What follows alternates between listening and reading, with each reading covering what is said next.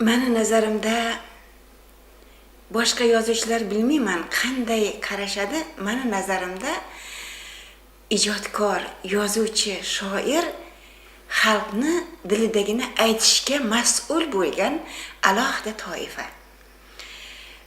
Chunki hukumatni o'zini vositalari bor, kuch ishlatish salohiyatiga ega bo'lgan vositalari bor, sud prokuraturasi bor, armiyasi bor va hokazo va hokazo. O'ylab qolaman, xalqni nimasi bor? Xalqni kimi bor? Qachonki o'sha davlat xalqni tepasida turgan, boshida turgan, yelkasiga o'ltirib olgan davlat shu xalqning manfaatini ko'zlamasa, xalqning manfaatiga xiyonat qilsa, xalqning manfaatiga zid olib borsa, zid ish olib borsa, ana unda xalq kimga suyanishi mumkin? Nazarimda faqat o ziyolilarga, shoir yozuvchilarga suyanishi kerak. Men shunday o'ylayman. Mana shu o'ylash meni birlikka olib kelgan edi. Mana hozirgi davrda o'zbek xalqi, o'zbek shoirlariga, yozuvchilariga suyanish mumkinmi? Afsus,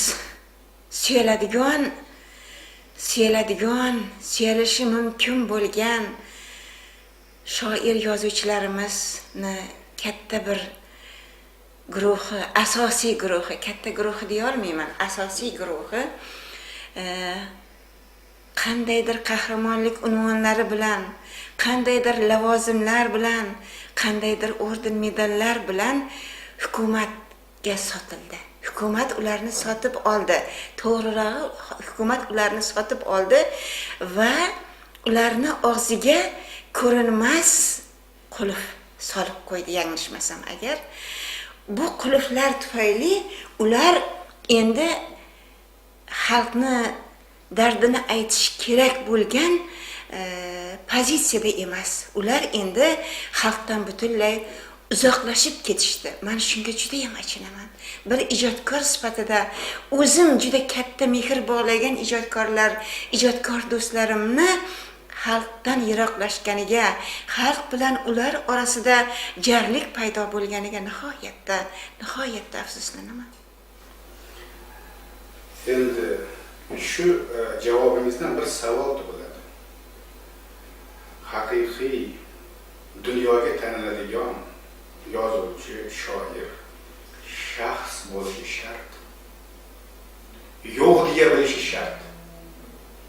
Balki shu nuqtai nazarda o'zbek adabiyotida unaqa shoir yozuvchilar yo'qdir. Shunga qanday qaraysiz?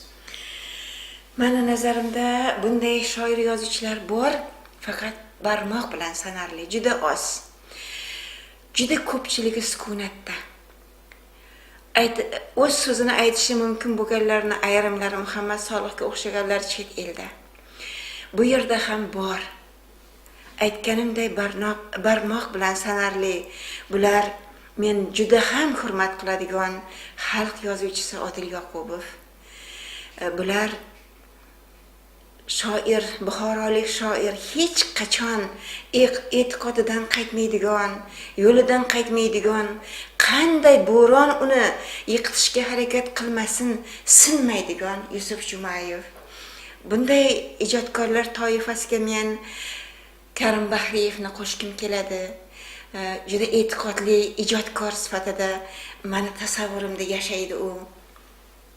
Bunday ijodkorlar toifasiga men Botir Norboyevni qo'shkim keladi. O'ylab ko'rish kerak.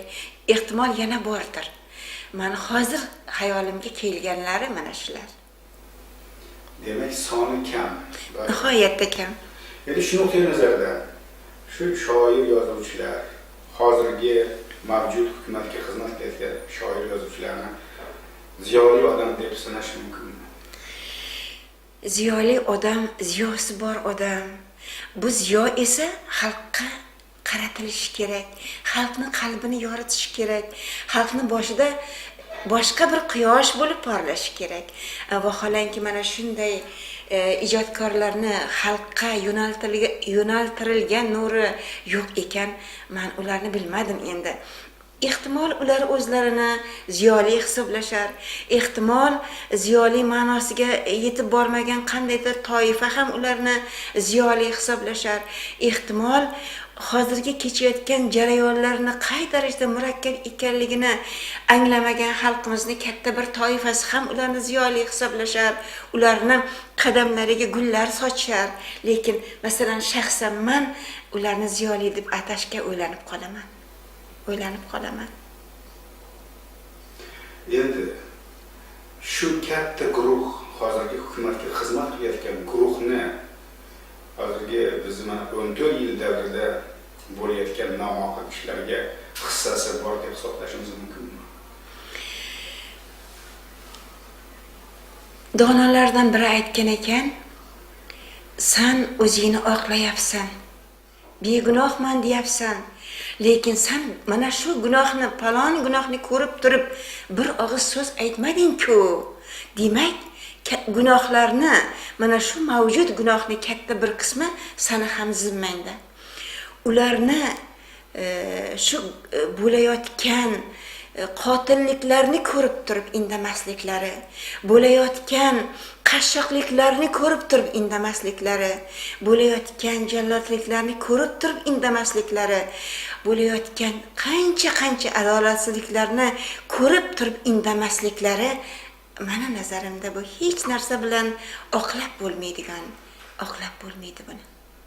Men masalan vaqti kelib men ularga albatta sudyalik qila olmayman. Bunga meni hech qanaqa ma'naviy haqqim yo'q, lekin vaqti kelib ular albatta xalq tomonidan o'zlarini haqiqiy bahosini olishi kerak deb o'ylayman.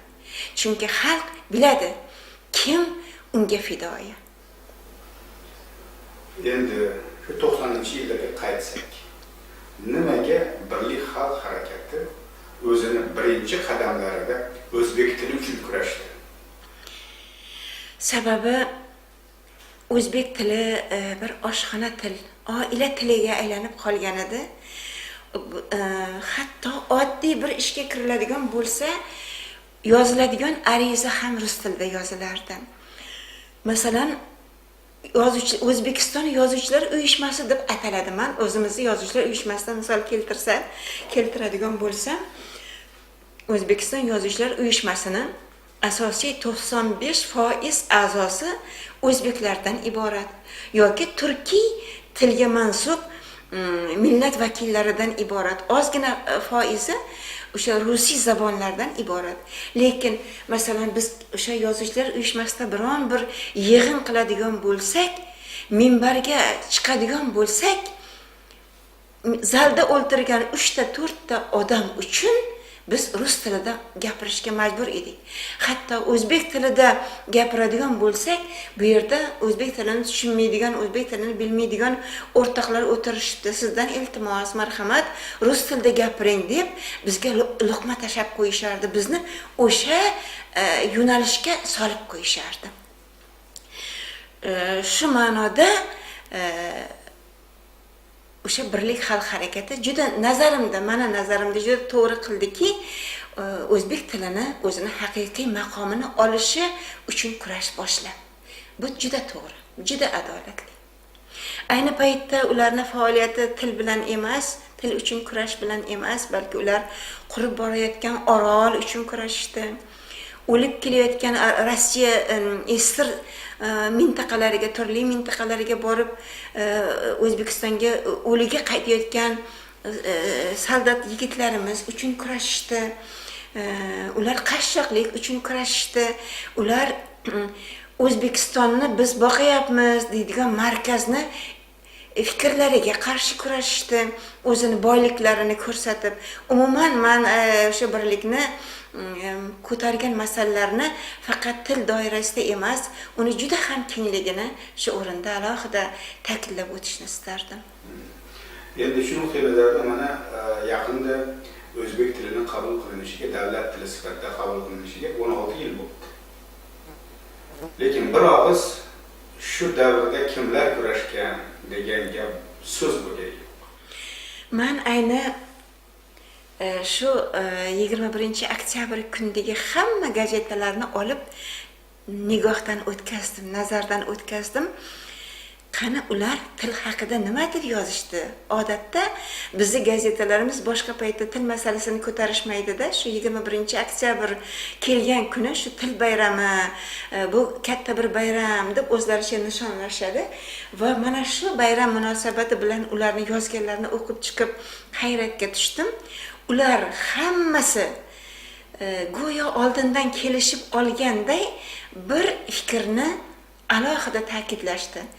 Bu o'zbek tiliga davlat tiliday oliy maqom berilganini tepasida bizni prezidentimiz Karimov turdilar.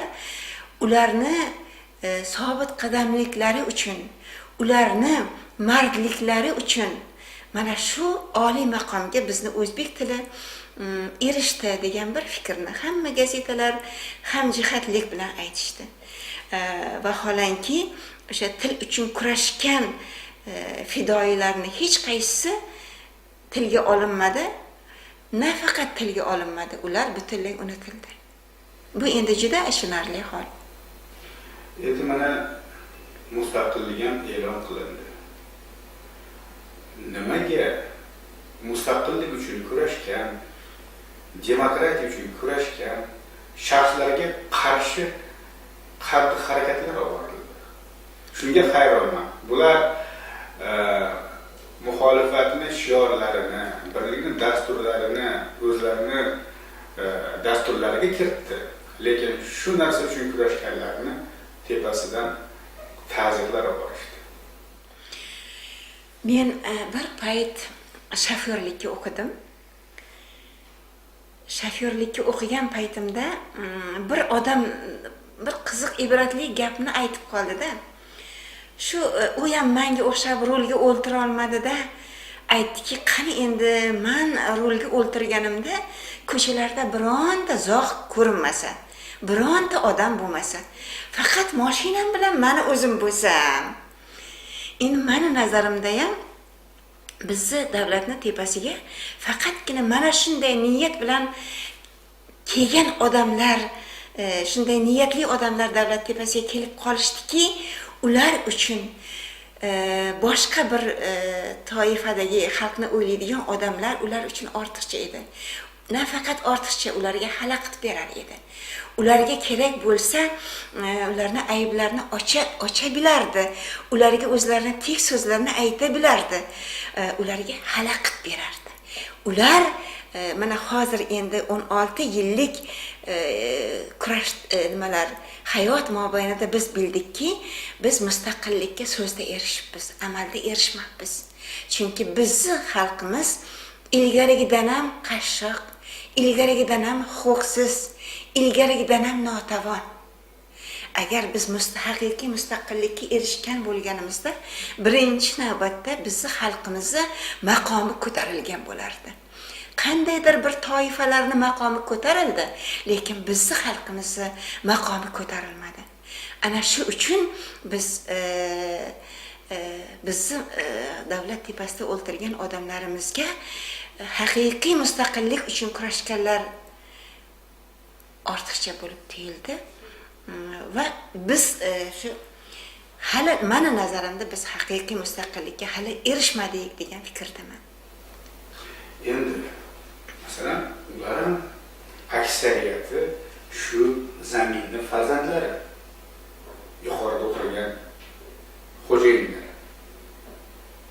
Bu nimaga bular shunday o'z xalqiga qarshi jinoyat qilish shu 15-16 yil ichida? 14 yil ichida deylik, 14 yil shu mustaqillik davrida. Ilgari katta og'aga to'nkardim, katta og'a aybdor. Biz emas, katta og'a. Biz ham shunga ishonib kelganmiz, katta og'a deb. Mana hozir 14 yil yaqqol ko'rsatdi.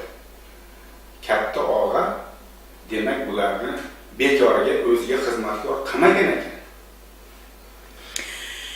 Meni nazarimda xalqni seva bilish ham Xudo tomonidan, yaratgan tomonidan beriladigan bir ne'mat, bir istedod, ulkan bir istedodki, bizni davlat tepasiga kelgan odamlar ana shu istedoddan mahrum. Ularni Xudo bunday istedod bilan siylamagan. siylamagan, mahrum qilgan. Ularga aksincha o'zlarini o'ylash istidodini, juda katta xudbinlik istidodini berganki, men goho o'ylab qolaman, o'sha davlat tepasida o'tirgan odamlar juda unchalik ahmoq emas, aqllik, lekin ularni aqli ezgulikka emas, yomonlikka xizmat qilyapti. O'sha xalqi huquqini poymol qilishlariga xizmat qilyapti. Bu juda ham achinarli hol. Men faqat bitta narsadan quvonamanki, vaqti kelib xalq hamma narsani o'zini haqiqiy bahosini beradi. Bu narsa ham o'zini vaqti kelib bahosini oladi. Hozir xalqimiz orasiga kirsangiz, ular oshkor aytishyapti. Shu narsalarni hali rasmiy, masalan, matbuotda aytilmagan gaplarni, radio, televideniyada aytilmagan gaplarni o'sha gunohkor odamlarni o'zlari tan olmayotgan gaplarni xalqqa og'zidan eshitish imkoniyat bo'lyapti. Buni o'zi ham men uchun juda katta baxt. Shuni eshitish o'zi ham katta baxt.